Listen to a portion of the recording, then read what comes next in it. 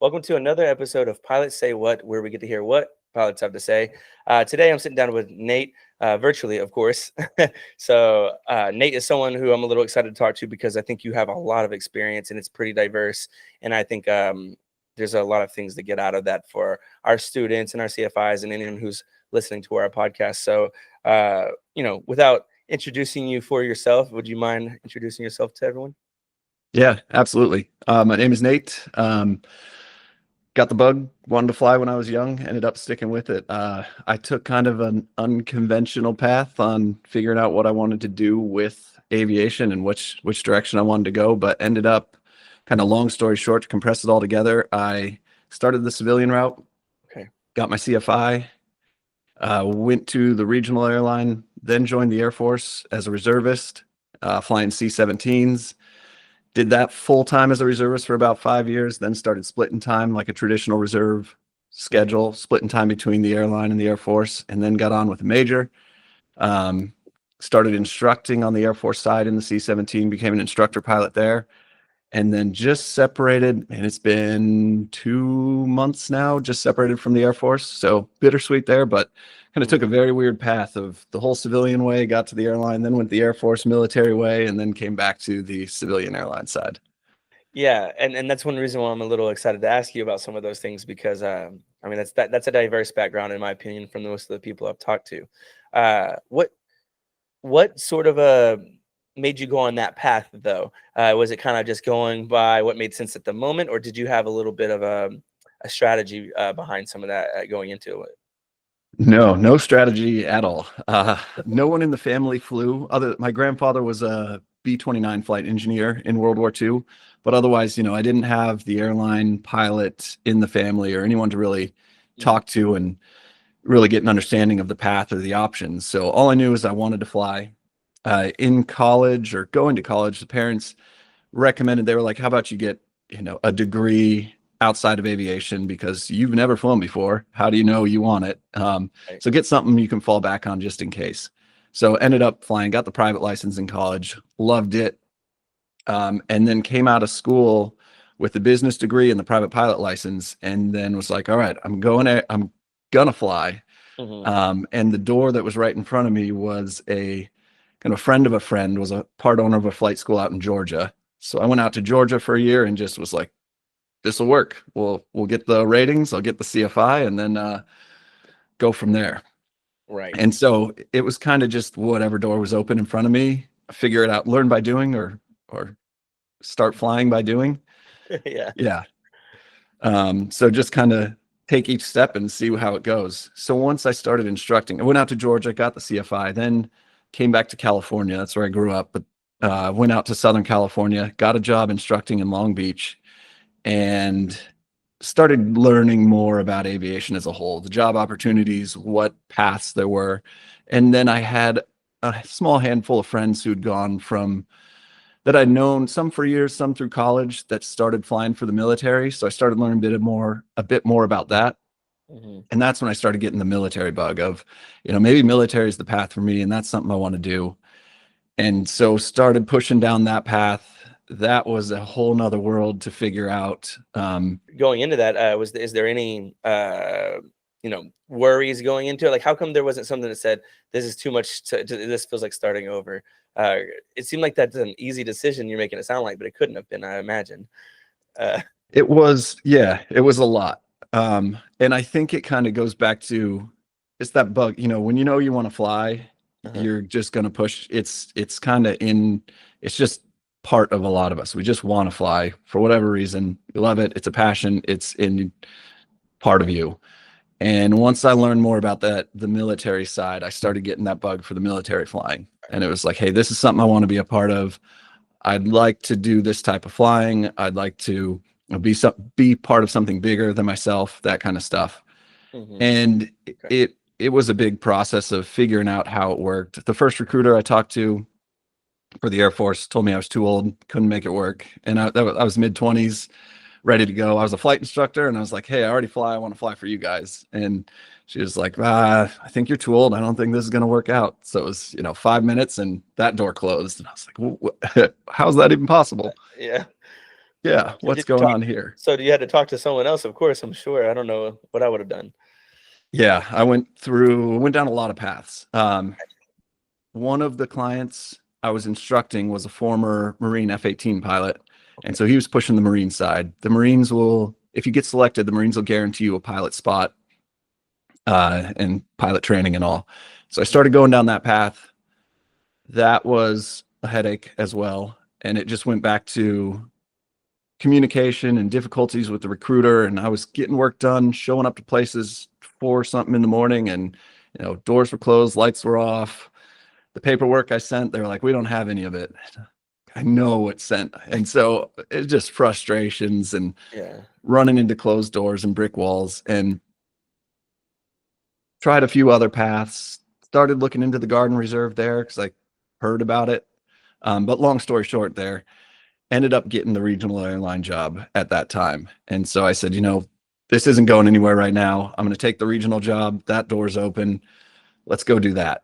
Hmm. And that step then opened up some more doors. I started meeting more people who have done the garden reserve thing, who had been in the military, Okay. and then found a good recruiter, that was the key to everything. Finding that recruiter who really has your back and wants you to get where you want to go, man, that made my life so much easier.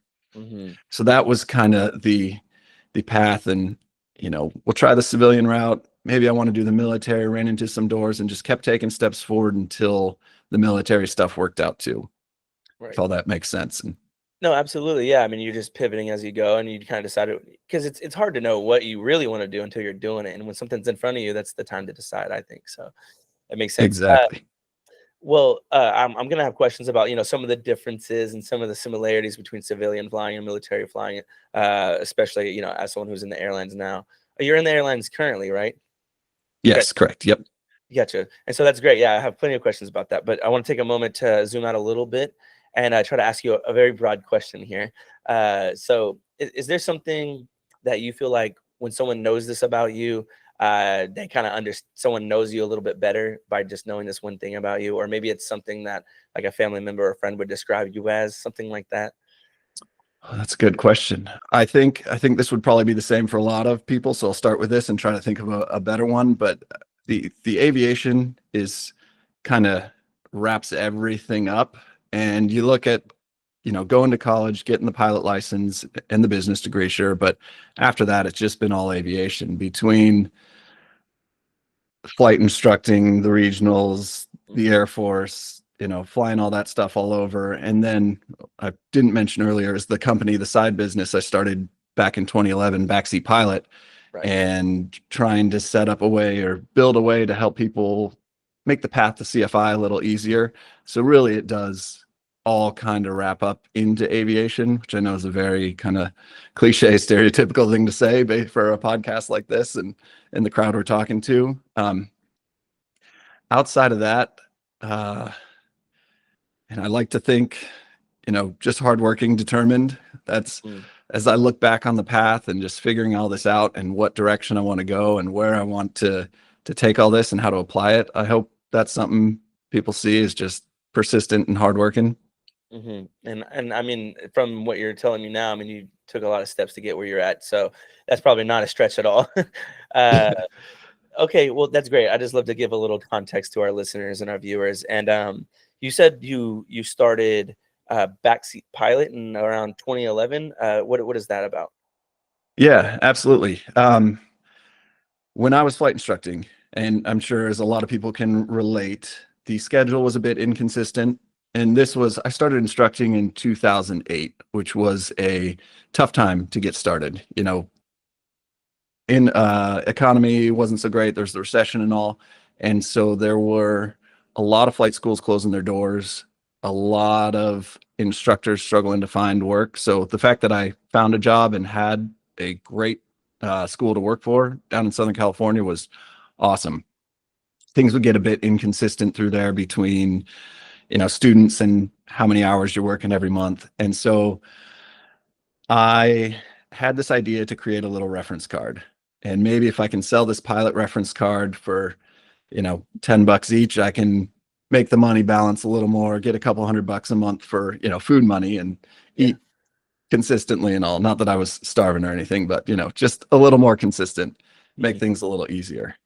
And so I built this reference card, which I'll kind of back up a little. That came from a lost comm situation at the Long Beach airport. I was flying downwind with a student, and the tower's radios went out. Couldn't hear anything. And we're checking all our stuff. Seemed fine. Look over at the tower, and I got a green light shining at us. So it's like, oh, cool. I know what to do. I Okay. know that one. I can remember that. Yeah. And so we landed. It was good to go. But I started thinking, like, man, when was the last time I reviewed those light signals? If I got a flashing light, would I definitely know what to do? Because it had been a long time and I'd never actually used them before. Mhm. So I made a little note, wrote down the light signals, put them on my kneeboard. And I was like, what else can I add to this? So I built this little reference card. Mhm. Um, and that was kind of the beginning of the company. Came up with the name the Backseat Pilot. It was supposed to be your little helper in the back seat if you ever ran into trouble or Yeah. Like a something backseat tough. driver. Yeah, exactly. A little more polite, not annoying, but yeah, that idea of, hey, it's your little helper in the back seat. Pull it out on your kneeboard or pull it out of your flight bag and just what are the cloud clearances or stuff that's tough to remember, you don't use very often, or critical stuff. So threw that on there, made a website, got that started, and then figured I'd throw my CFI lesson plans on the website to help drive a little traffic. Right. Didn't think they'd be much more than a extra little interest. Yeah, didn't have any idea there'd be a demand for those, but found out pretty quick that there was a demand for pre-written, well laid out CFI lesson plans. And I'd put a lot of time into them, and they took, a couple months in the end to write all these. Mhm. So found out in time that having a foundation of lesson plans was important to people and was helpful. And so over the years, I've kind of built off that in finding ways to make these CFI lesson plans that now all follow the ACS, except for the double I, which is still in the PTS. Follow that layout, make sure everything's in there. They're all totally editable, Word, PowerPoint, Pages, Keynote, all that stuff. Mhm. So people can use them to prep for their CFI check ride and edit them to their liking, their style and everything, and just make sure that, kind of cut the prep time down a ton and not have everyone reinvent the wheel every time they're getting ready for their CFI. And to my understanding, CFI. So just to be transparent, I talk to a lot of pilots. I am not a pilot myself, right? But I think that helps me ask some good questions. And one of the Sure. questions I'd like to ask is, um, you know, I think about it a lot when we talk to my CFIs or our CFIs here at Thrust Flight. Uh, there's a lot of work that goes into it, no matter what, when you're prepping for a flight lesson. And there's only so much. There's lots of books. There's lots of regulations. There's lots of information out there, and it's easy to get overwhelmed by it as a student and a CFI because you have to, translate that or make it digestible for your student. And it seems like most CFIs go through the trouble of thinking this is exactly how I'd like to go through it before my lesson, or at least hopefully they are doing something like that. Um, Mhm. and I guess what I'm asking is there something you've learned from creating a Backseat Pilot that tends to help make that information more digestible for your students? Yeah, and a lot of that comes from the users, the CFIs and the CFI candidates who are using the content, their feedback. So over the years, I've gotten tons and tons of emails of, hey, what if we added this? Or, this would be super helpful. Or, hey, it looks like this piece is missing. Can you add something on that? And so that feedback over the years has really allowed me to update the content to make it more digestible for everyone else versus just me, kind of like you were saying, where I've got the mindset of, I think this is what works. But when you get all this input from everyone else and you take all that, and it allows the content to kind of grow and maneuver in a way that is more beneficial to everyone. I mean, I had a guy probably, yeah, 3 or 4 months ago, he wrote an email that said, hey, your airworthiness lesson, it's great, but what if you organized it like this, lay it out this way? And man, I read that email, it's like that is the most logical, simple, easy way to lay this. Like, why have I been doing it the way I have for so long? And it made so much sense. It made the lesson so much better. So Mhm. that input, kind of the group input and feedback really goes a long way in taking care of that. Yeah, I mean, I think that adds a lot of value in my mind. I think to myself, there's been lots of years of use and building of these plans, and getting feedback from people in general is something that not a lot of people are going to have the opportunity to do, at least not in the way that you have the opportunity to respond to feedback. So that's pretty exciting. Right. I think I have even probably more questions about that, but I guess I want to zoom out again a little bit and ask you about where you're at now and what your most common flying is in your career. Like, are you flying mostly for the airlines at this point? Yep. Yep. Mostly for the airlines. So it got on with United back in 2019 Okay. and then just separated from the Air Force 2 months ago. Hmm. So there was a long period there where between Backseat Pilot, the Air Force, and the airlines, I was Okay. pretty swamped. Yeah. But trying to open up a little more free time and see what I want to do with that. And of course, as soon as you open up more free time, like Backseat Pilot, just it filled up that time so fast. And I was like, I've got all these other ideas I'd like to get involved with and stuff. So we'll see. I got to start trying to balance things out a bit better. But yeah, flying for the airlines now. The Air Force stuff was incredible. Hmm. Definitely bittersweet separating from that, but very different types of flying between the two. Right. And so I guess that's some of the things I want to cover, so we can tie it kind of back into how maybe it and how some of your experience has informed, some of the backseat pilot stuff. But I would like to maybe start off by asking what are some of the differences and maybe even similarities between civilian flying and military flying, so that we can kind of understand, some of the expertise and things like that. Yeah, definitely. Air Force training or UPT, undergraduate pilot training, is kind of like a career pilot path, Okay. where you're fully invested, you're spending all your time doing it, but that on steroids. It's about 13 months. Well, it was when I went through. It has changed considerably since I went through, and they just a quick recap. They're now looking at potentially doing civilian training and then less of the actual UPT schedule. Okay. They've been trying a lot of different things, and I think they're getting closer to figuring out what they're going to do. But when I went through, it was about 13 months, and it was intensive. You're in the squadron every day, and it starts 12-hour days, and your freedoms are, you can get food and you can go to the gym, and maybe that's about it. And then Wow. you're fully invested. You're expected to be studying. If you're not flying, you're studying. You're working with the other guys in the squadron. Everyone's helping everyone learn and get better and figure this new world out. And so having the prior aviation experience definitely made that easier for me. I knew how to fly. It was more just learning the Air Force way. Right. But very intensive, long days. And then the whole mentality is to work together as a class and to build each other up. So you set goals. We're going to have X% pass this check ride. We're going to have, no mistakes on these flights. And, we set all these goals. And when you meet the goals, you get a little more freedom. And Mhm. so now instead of doing 12-hour days where you're in the squadron other than food and, a quick trip to the gym, now you can take a longer lunch break, or now you can go do whatever else. They start adding freedoms to it. Yeah. So it's a very intensive schedule. It was about 6 months or so in the T6, which was single engine turboprop, 2 seats, front and back. Mhm. And you go through kind of a basic flying, followed by basic flying, getting the feel for the airplane Mhm. with called it some aerodynamics, Mhm. aerodynamics, some acrobatics, and then moving into advanced stuff in the next phase, and then an instrument phase, and then a formation phase. Similar in the sense that you're learning to fly. It's a career program, but just more intense, a more aggressive type of flying, especially with the turboprop. Right. And that was very interesting to see. These guys were coming through that program and soloing a turboprop at 12, 15 hours. I want to say, I can't remember exactly what it was, but it was impressive to see. That was a powerful airplane, and they had guys soloing pretty quick. So similar in a lot of ways, different mentality, different structure. You're fully invested.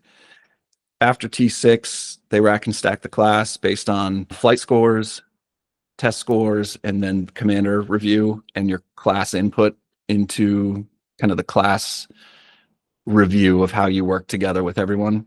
Right. Top guys get their first choice. They go fighter, bomber, heavy tanker, or helicopter route.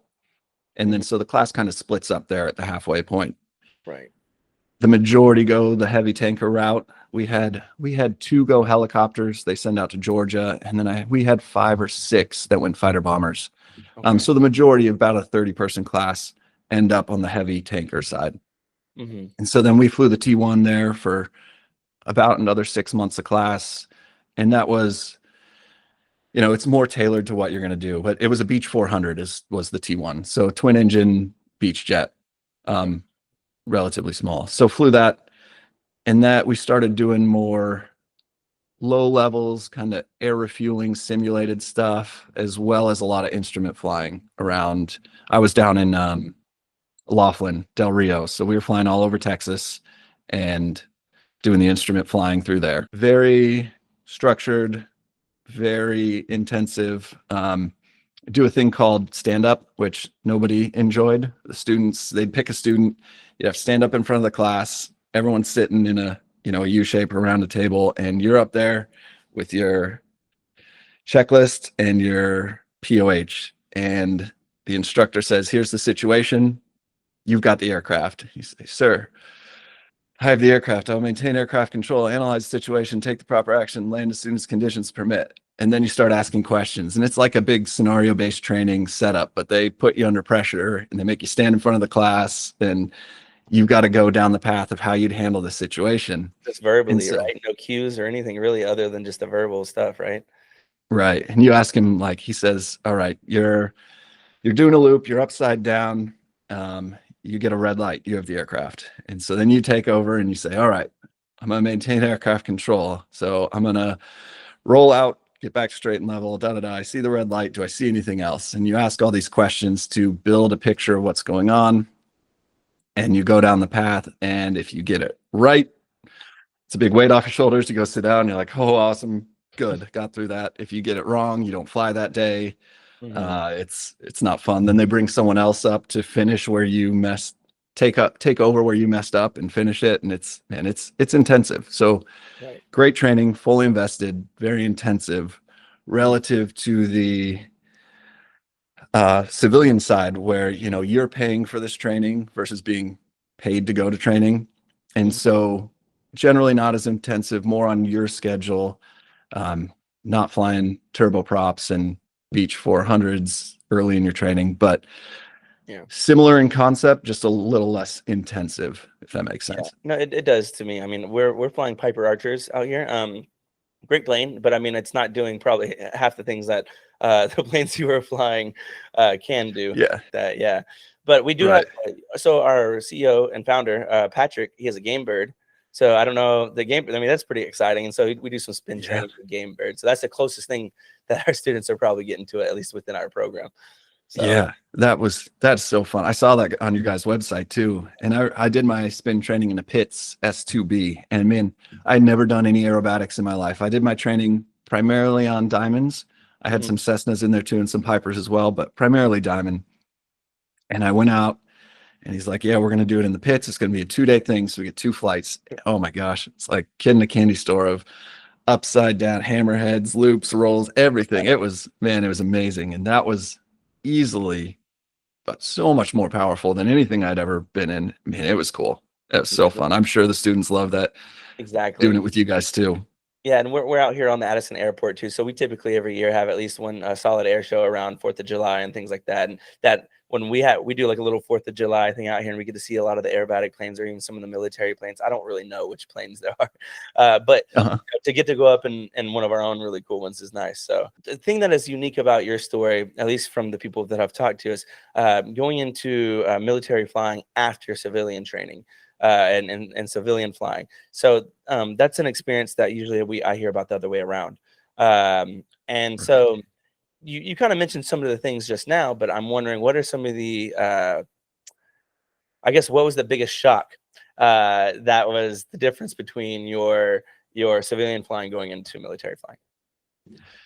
Yeah, it is like flying's flying for the most part. Planes up, down, left, right, all the same. It was the new culture and the new set of how the Air Force does things was the biggest shock. And the type of flying too, doing the aerobatics and learning all that stuff was amazing. Much more aggressive flying than the civilian side I had been to. But yeah, the biggest thing was just learning the Air Force way. And, there's a decent amount of talk and occasional concern where people say there's some limit on the civilian side where the Air Force or the military doesn't want you anymore. I don't know where that number is, if it's real or if that's just a rumor, but it's like, at some point you're so entrenched in the way you've done things that it's hard to learn a whole new system and break those habits you've had for how many thousands of hours of flying. So coming in, having the foundation I did of having been a CFI, having flown the regional jets, it did help a lot. It was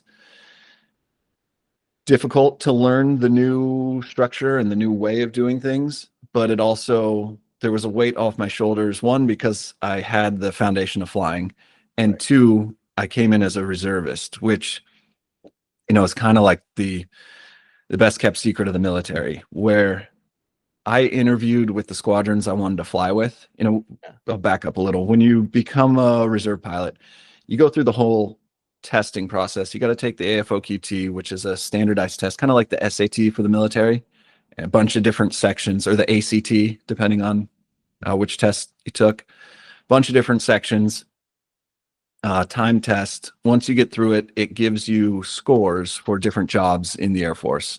So you get a pilot score, you get a nav score. I don't remember all the others. The pilot one was the one I cared about. And it grabs if there are 10 tests on there, it takes like the 6 pilot specific ones and builds a score on that. And so the tests kind of give you an idea, give the Air Force an idea if they want you to do that job. Yeah. So you take that test, then you take the TBAS, which was a coordination test and a spatial awareness test of kind of put you on a bird's eye view, and you're looking at an aircraft flying. Maybe it's flying to the northeast or southwest, and then it shows you a view of a parking lot, and it's like, from the perspective of this aircraft, which of these 4 squares is the northeast corner? So you're like, I'm facing south, the northeast one's over here. So you got to orient and do it as fast as you can. And then a coordination one where you're tracking a little marker on a screen with a joystick, and then they introduce another one on the bottom that's moving side to side, and you got to track that with the rudders. So you're starting the monkey dance, and then they start telling or saying letters and numbers, I think it was, and like it gave you a list. Like when you hear D, G, 3 or 5, click the trigger. So you're listening to all these letters and numbers and like doing the dance, and you hear D and you try to click and then you miss. So yeah, that was a fun one, fun and stressful. But fun. anyway, you do all those tests, you put together a package, like a resume package, and then you apply to the squadrons you want to fly with. Versus active duty, you come in as a pilot and you go through the process, and when you get done with training, you say, I'd like to fly this aircraft this place, and they say yes or no, or you can have that aircraft but you're going here, or they control your future. The reserve, you're specifically applying to fly with specific squadrons. So I got hired to fly C-17s out of McGuire. So I came into pilot training knowing what jet I'm flying, where I'm going, and I already had a foundation. So it definitely took a lot of weight off the shoulders. I knew what was going on, and I just had to learn the new way, the Air Force way of doing things. Right. So as far as the civilian flying goes, you're an airline pilot. Can you tell me, just to start it off anyways, can you tell me a little bit about what it's like to be an airline pilot for someone who is like, I have no idea what it's like to be an airline pilot? Just like if you met someone on the street and they said, what do you do? And you said, I'm an airline pilot. Yeah, absolutely. So right now I'm on the 737, first officer, 737. I've held on to the seniority, so I've got a nice schedule. I can get generally the days off I want, decent trips, start being picky with what I do. But for the most part, for me right now, the 737 is domestic, like domestic plus, we'll call it. We do the US, we do Canada, Alaska, and then we'll do Mexico, Central America, the islands, and then as far down as like Panama. Right. So it's domestic, but it's a big domestic. There's still you're doing a lot more than that as well. So get to go to some cool places.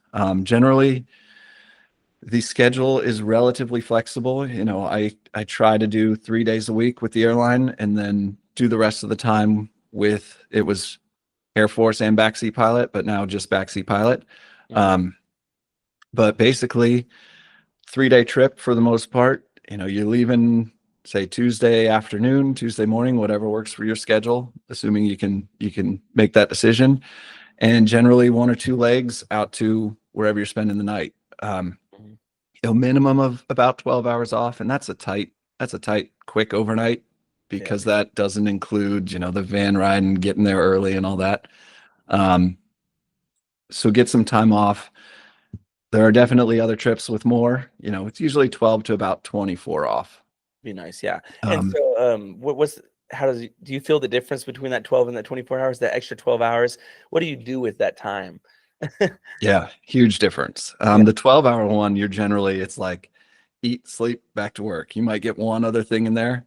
You get 24 off, especially through last winter. I'm up in the Midwest, so it gets a little chilly, cold, lasts a while, drags on. So I'd start asking for island trips, and we get down to San Juan or go down to Cancun, and you'd have 24 hours off and you get some sun. And yeah, in those times when you got 24 hours off, you're you got time to relax. You're definitely getting a good night's rest. You can go out and get dinner, or go out and get lunch depending on when you get in. You got time to get some exercise in if that's what you're looking to do. Or you know on those island trips, I get out on the beach and soak up as much sun as I could. Hmm. um Going out to other places, for the most part, the overnights in the States are relatively big cities. Starting to see that change a little now, as Hmm. the majors are taking more of a little more of the regional flying back, it feels like. So you're getting a few smaller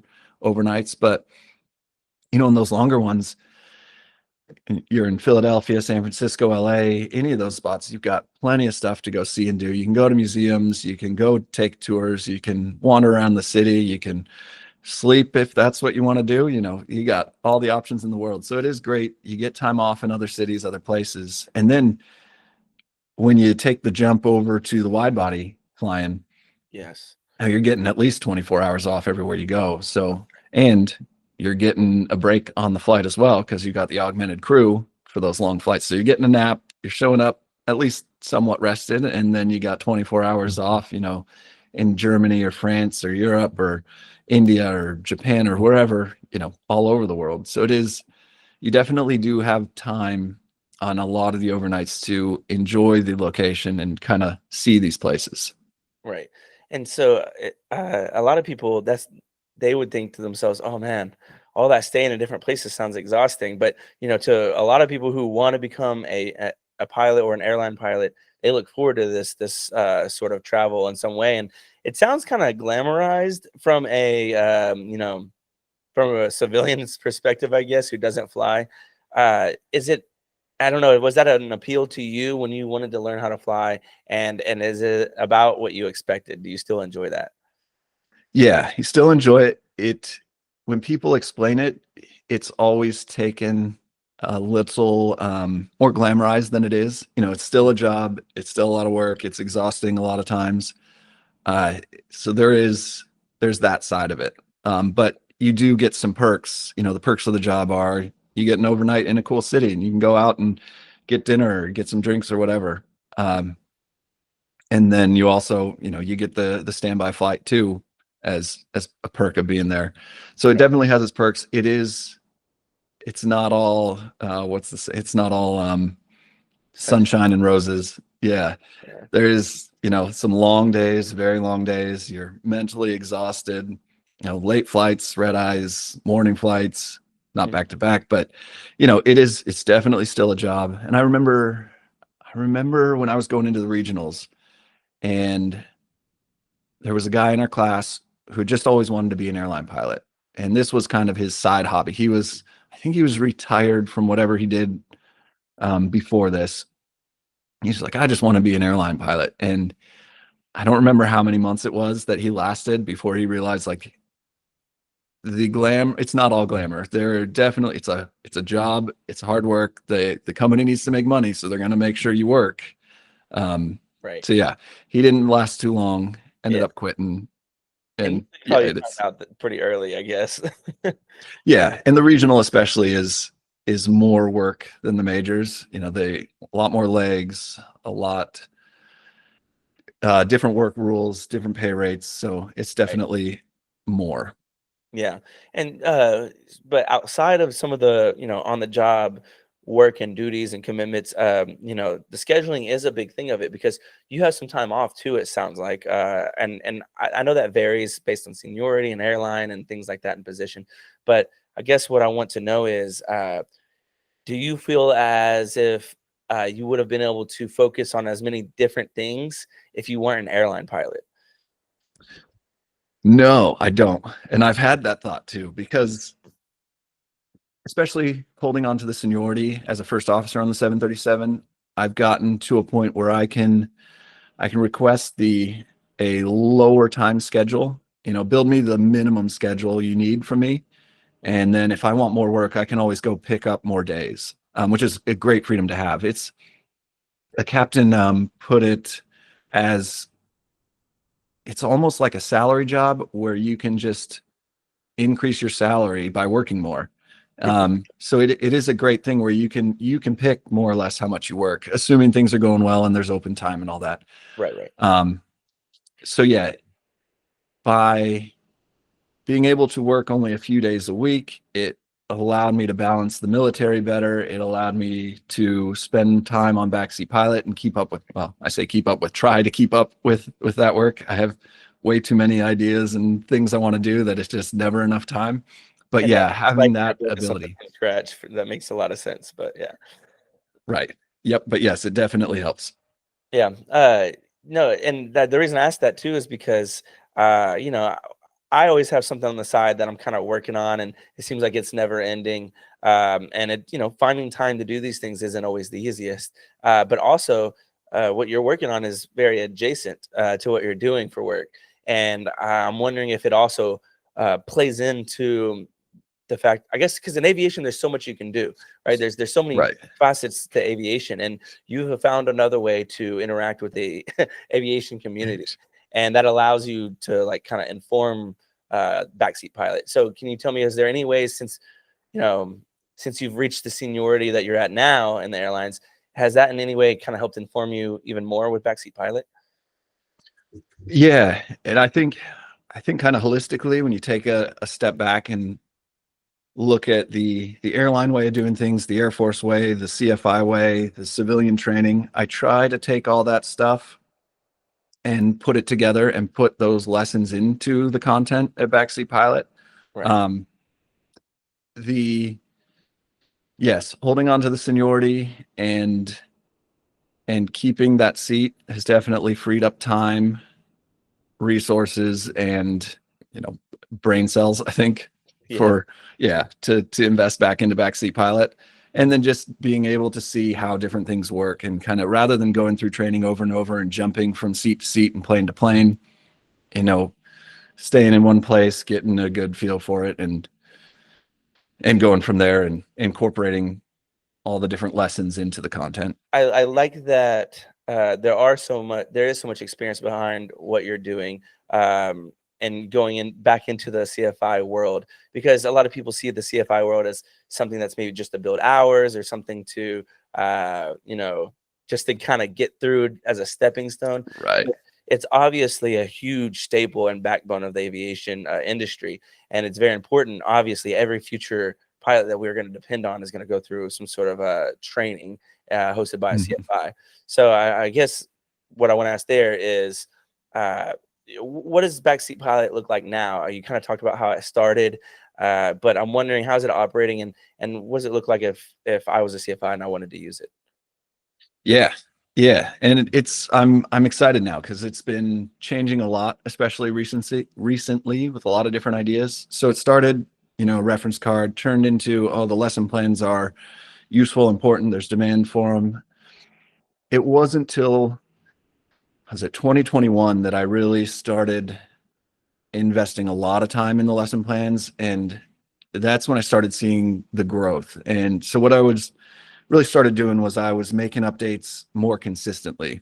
Mm. Basically every month I'd update the lessons, change some stuff, add some stuff, whatever, to make them better, send out an email that said, hey, this month this is what changed. And the idea has always been, you buy the lessons once, you get updates forever. So they're always getting better, they're always improving. You know, if there's something got missed, I'll fix it. If the regs change, update them to the, changed regs, all that stuff. So every month I'd say, hey, this is the stuff I'd fix, and I'd send out that email. And that kind of got the ball rolling. And so it's been a number of years of just really focusing on improving the lessons and finding different ways. Started adding PowerPoints that correspond to each CFI lesson. Mm. Uh, Built ACS reviews, which go through, the lessons are structured more logically. They cover all the ACS topics, but, not necessarily in the order the ACS is written. Right. Versus the ACS reviews take the ACS and go through each task and each element as it's written. So just Relative to the a good, rating. Yeah. yeah, exactly. And then building syllabi that tie back to the lessons. Mhm.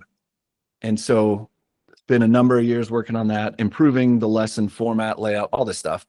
And so now that the lessons are kind of getting pretty stable and that, we've got all these pieces put together, now the next steps are trying to focus on how else can we make the path to CFI easier. So started working with another former Air Force guy who actually didn't know in the Air Force. He was a flight engineer on KC-10s, Mm.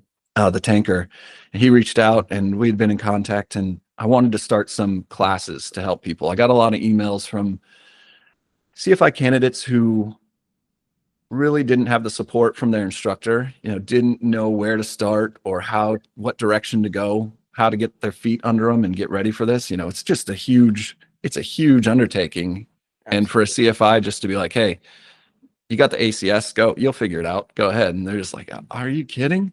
Mhm. So we started a CFI prep course, we call it, where you do 4 weeks. Marcus meets with them once a week for 4 weeks. Week 1, they go through the fundamentals of instruction. Week 2, they teach a ground lesson, and he gives feedback and talks through different things. And week 3 is a flight lesson. And then week 4 is kind of pre-post flight briefings, as well as like mock check ride oral questions to help get people prepared. So we started offering that, help these people out, give them the foundation and path to Right. make the overwhelming task of becoming a CFI a little more, put some light at the end of the tunnel. Yeah. Yeah. Working on that. Currently working on setting up more classes rather than, this one class that meets once a week, trying to set up 3 weekly classes where it'll just be, monthly cost, and you come to as many classes as you can, and do like a mock oral one every week. So you can, hey, these are the kind of questions you'll hear. Here's what to start thinking about. You can review stuff weekly. Start just office hours. Yeah. You got questions, Marcus will help you. You got questions about the lessons, how to structure, how to teach, whatever questions you got, Marcus will meet with you. He'll, hop on for an hour and a half every week, and Mhm. you can ask away, take care of whatever. And then another class for CFII and MEI focused questions and concepts. So going to try to get that off the ground. We'll see if it's December, maybe January, Okay. but work on that. And so if that's not already enough to keep me Yeah. busy for, forever, I'm working a ton on the AI side right now and trying to find ways to help people prepare and study for the check ride using AI. And so it's been quite a process of learning how this stuff all works and how to make it work. And I finally just it's only been a few days since I actually got the website live, and it's got the Okay. first iteration, very basic iteration of Uh-huh. the AI version of Backseat Pilot, which right now just Aviation Instructor's Handbook. It can answer questions throughout the Aviation Instructor's Handbook. And that's kind of, being the new part of flight instructing, generally when you're becoming a CFI, you know how to fly, you know the regs, the rules, you know all that stuff. Right. The FOIs, the fundamentals of instruction and teaching, are the new thing that you've got to wrap your head around and learn to apply to all the content. And so the idea is to try to see if there's a way to use AI to first make that easier and then build off that into helping people learn all kinds of different things. So Right. a few days ago, launched it. It's still in testing, figuring it out. So not ready to, release it to the world yet. It would probably crash a little quick. It's not built for tons of I was people just yet, like, but give me the code. What do I need to know? But yeah, yeah, I'll send you over to it after this. You can take a look and see how it works. yeah, and so I mean that sounds really exciting because I think more tools is always better. Especially something that helps reduce overwhelm, especially in a lot of situations. I mean, I'm sure you have this in mind, right? But there are a lot of CFIs like a Part 61 or even larger schools that don't. Maybe the ground courses aren't the focus of their program, and they have the equipment and the CFIs to make sure that you can get in the sky and things like that. But a lot of times it's very overwhelming to work through an ACS without any sort of structure or someone to walk you through it without guidance. Right. And I've seen that. So here at Thrust, we make a big deal about our ground courses and that we spend a lot of time there. And we have study halls and we have study sessions and groups. And in our main hangar, you'll see full of picnic tables where students are coming just to hang out and study together That's awesome. because it's like, how else do you, decipher these things and put them into a bank of knowledge in your head that you can just recite without any military training? That sounds overwhelming.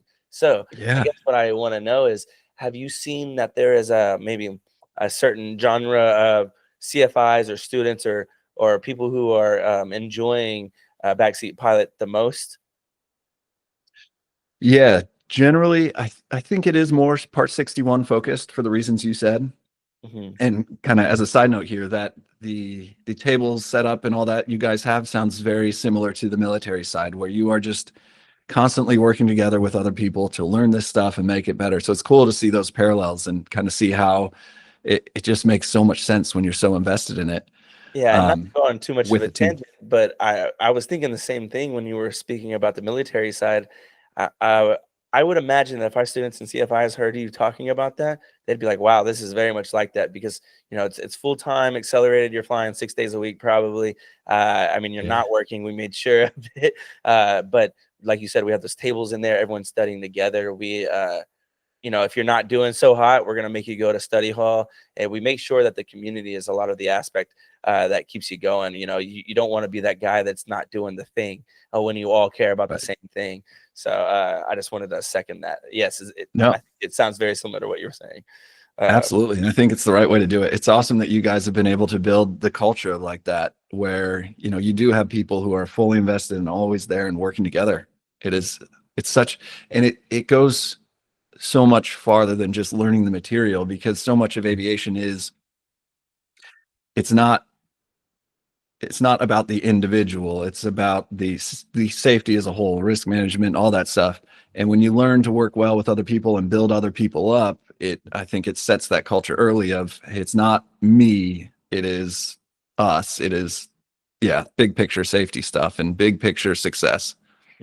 absolutely. So Awesome. yes, I was just curious if there were a common group of people that like your services as much as they can get them.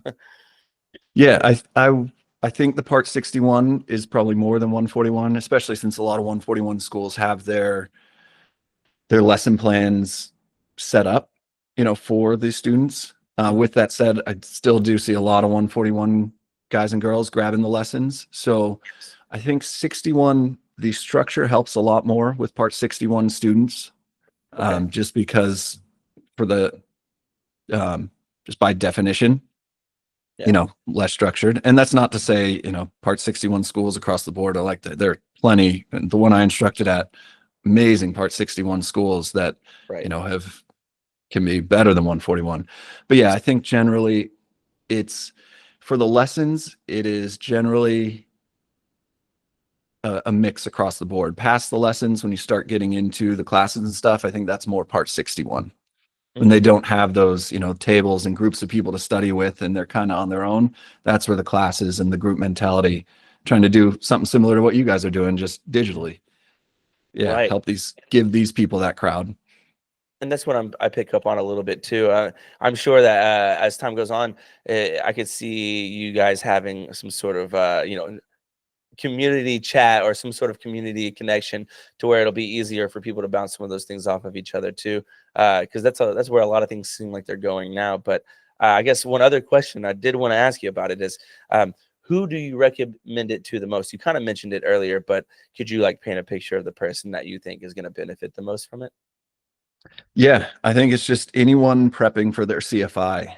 The idea mostly is when you're going through these courses and you're writing these lessons, it can extend the course considerably. I took 2 months to write my first CFI lessons while also learning to teach and, taking care of all that stuff. So it took a long time. And like you're talking about, didn't have a job at the time, was spending money, not making money, was away from home, and great experience, wouldn't trade it for the world. But if I could have shortened that by a month or two, that saves a lot of money. That gets me start working sooner, gets me the experience sooner. It gets to the airline. Hopefully it backs everything up a bit.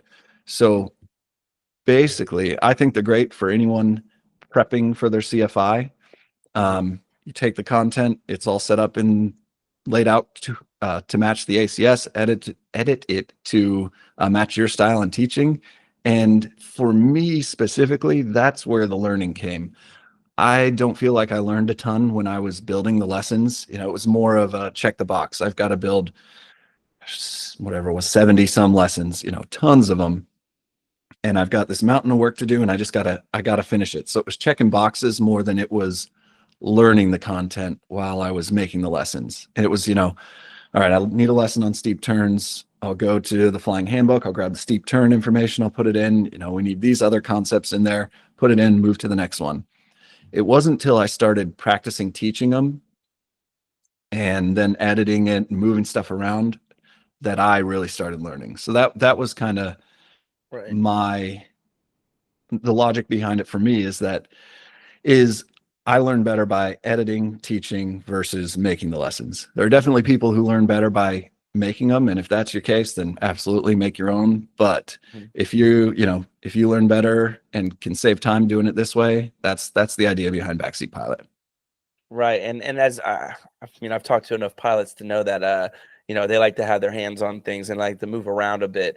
And so sometimes doing some of the nitty gritty stuff in a chair where you have to like think real hard is great, but thinking in the cockpit or with another pilot is maybe a little bit easier to learn that way. And so I would imagine Yeah. myself as someone who would love that guideline of what you have to offer. Uh, I guess one thing about it is it expensive? I mean, is there a discount code or anything like that? Because I'm thinking about our listeners now, and a lot of them are not just our students. We have people who are from all over the country, all over the world, who are in Part 61 or in different phases of their training. And I'm just wondering, how is it available for them? Yeah, absolutely. Discount code for sure. Use Thrust Flight and we'll knock 20% off.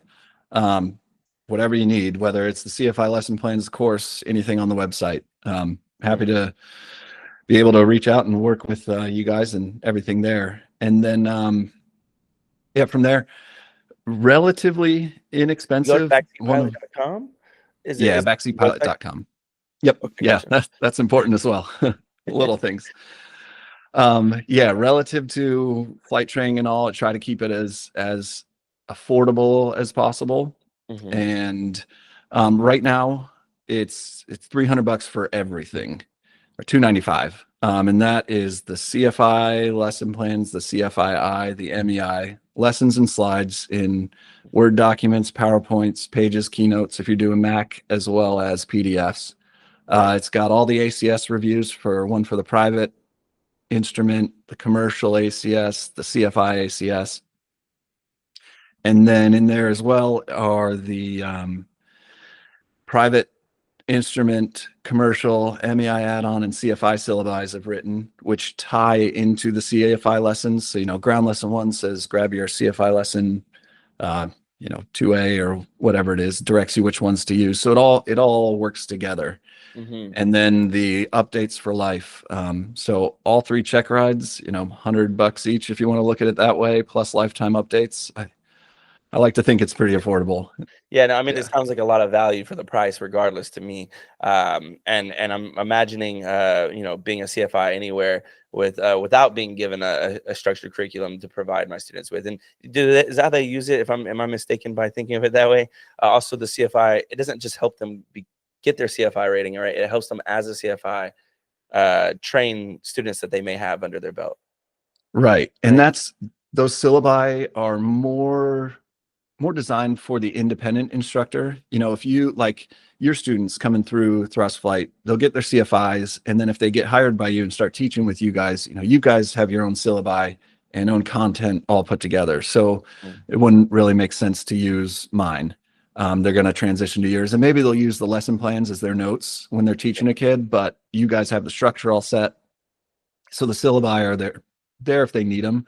It's more useful for the independent CFI who's coming out of getting their rating and then starting their own little business.